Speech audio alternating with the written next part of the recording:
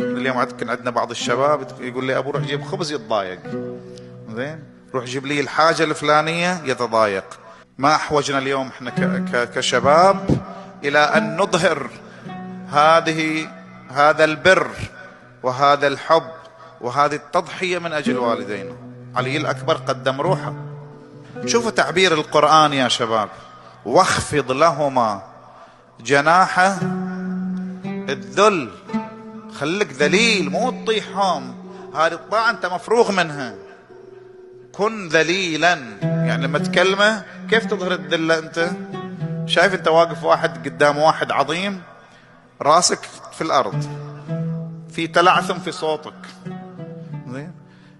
من علامات البر قبل ان يطلب منك ابوك شيء، انت تقول لابوك قبل لا تروح تنام يا شباب: يبا انا بروح انام، تأمرني بشيء؟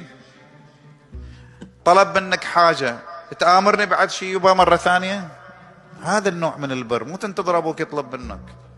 انا اتذكر يعني يمكن لما كنا نشوف ابائنا يجون في الطريق كنا نلحقهم نروح من نص الطريق نحمل عنهم الاغراض اللي بالشياب اللي قدنا. اكيد كان عندنا هذا النوع من الخلق يا شبابنا.